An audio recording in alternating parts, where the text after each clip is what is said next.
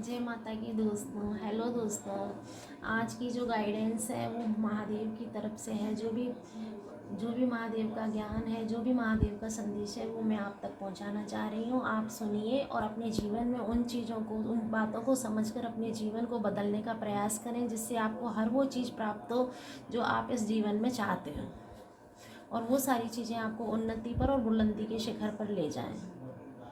ठीक है, तो चलते हैं, आज अपनी रीडिंग चालू करते हैं। ओम भूर्भुवः स्वः तत्सवितुर्वरेण्यं भर्गो देवस्य धीमहि धियो यो नः प्रचोदयात्। हाँ दोस्तों, जीवन एक ऐसी कला है जिसे समझना ही जीवन का उद्देश्य है।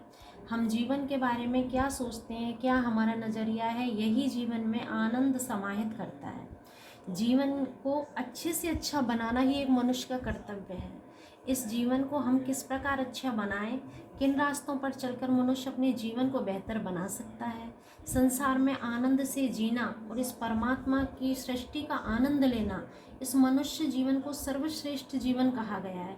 क्योंकि इस जीवन में मनुष्य परमात्मा द्वारा जो भोग बनाए गए हैं उनका रसास्वादन कर सकता है। जैसे माता पिता के द्वारा बनाए गए मकान, गाड़ी, धन का भोग पुत्र और पुत्री भोगते हैं, वैसे ही हमें भी ये मौका मिला है इस सुंदर परमात्मा की सृष्टि को भोगने का। जिस प्रकार अच्छी आदतों व अच्छे तरीकों से सभी चीज़ों को सही उपयोग व सभी चीज़ों का सही आनंद ले सकते हैं, वैसे ही समाज में सही तरीके से रहकर जीवन का सुख भोगा जा सकता है। इसलिए जीवन को समझना बहुत आवश्यक है। ये जीवन क्या है, यह कैसे प्राप्त हुआ है, हमें इस जीवन का क्या उद्देश्य मिला है, इन सबको जानने से पहले मनुष्य को आत्मा को समझना होगा, इस जीवन चक्र को समझना होगा। आत्मा का स्वरूप क्या है, आत्मा का उद्गम स्थान क्या है, आत्मा कहाँ से पैदा होती है, यह जीवन चक्र है क्या, यह सब जानकर ही मनुष्य जीवन को समझ पाता है और इस जीवन को अच्छे से अच्छा बनाने का प्रयास करता है और सुख की प्राप्ति कर सकता है। मनुष्य जीवन का सफ़र मनुष्य को बुद्धि के जरिए अपनी आत्मा से मिलाता है। आत्मा से मिलना परमात्मा की खोज कराता है।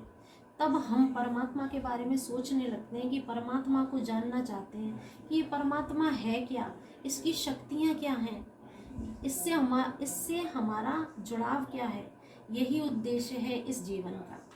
धन कमाना और अधिक समृद्धशाली बनना यही जीवन का उद्देश्य नहीं है। धन का कोई भी प्रभाव आत्मा पर नहीं पड़ता है।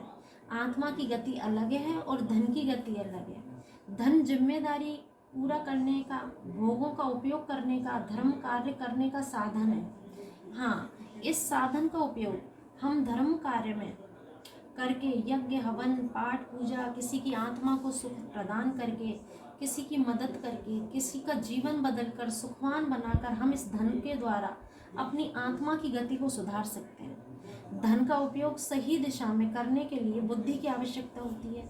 यह बुद्धि ही धन को सही दिशा में ले जा सकती है और यह धनवान होने का सही मतलब है कि धनवान शब्द किस चीज़ के लिए प्रयुक्त होता है। असल में धनवान व्यक्ति है कौन? जिसके पास सद्बुद्धि है, सद्ज्ञान है और धन, क्योंकि बुद्धि ही धन को रास्ता दिखाती है कि धन का उपयोग कैसे होना चाहिए। और उन प्रयोगों को करके, उन क्रियाओं को करके हम अपनी आत्मा की शुद्धि कर सकते हैं, अपने जीवन को उच्च से उच्च स्थिति में पहुंचा सकते हैं कि कभी भी हमको वो परिस्थिति ना झेलनी पड़े जिन परिस्थितियों से मनुष्य डरता है। कभी भी हमको वो दुख, वो कष्ट, वो परेशानी कभी भी ना झेलनी पड़े जिनसे मनुष्य घबराता है और कष्ट पाता है। मनुष्य चाहे तो परमात्मा के नज़दीक रहकर हमेशा हमेशा के लिए सुख समृद्धिमान बन सकता है। आज के लिए बस इतना ज्ञान है। फिर अगले दिन फिर बात करेंगे, फिर रीडिंग आएगी और फिर महादेव का संदेश आप तक पहुंचाएंगे। धन्यवाद।